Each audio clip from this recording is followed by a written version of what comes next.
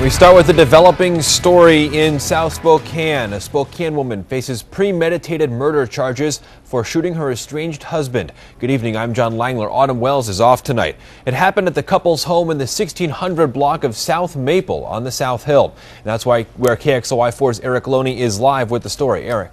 Yeah, Spokane police tell us that Shelly Stark shot her estranged husband in the kitchen of that brown house behind me and then called 911. A neighbor heard the shots and then looked outside and reported seeing Stark crying as she made that phone call. Police tell us she fired at least 5 times. Crime scene investigators spent the morning pulling bags of evidence from the small house in the quiet South Hill neighborhood. One of the officers said that it's odd that this happens in a neighborhood like this. Neighbor Tom Merritt watched the investigation from his house across the street and says the family that lived in the house, now surrounded by crime tape, was quiet and kept to themselves. Very private.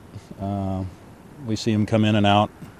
I understand from the other neighbor that they've been separated. Detectives say Shelly Stark had been living in California for a while and just recently returned.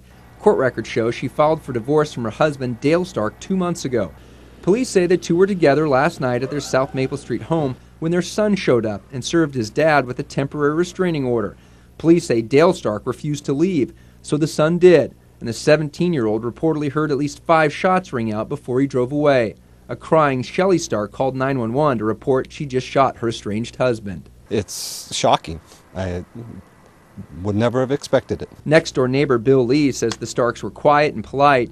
He spoke to officers early this morning about the shooting. But it sounded like it was possibly self-defense, but...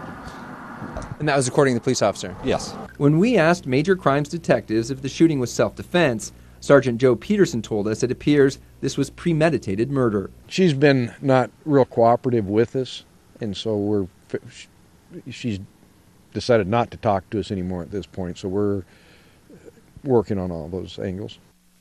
Now, because the courts are closed today, we were unable to get access to that restraining order to find out why Shelly Stark wanted protection from her husband. We asked for a jailhouse interview, and she declined. Reporting live on Spokane South Hill, Erik Loney, KXLY4.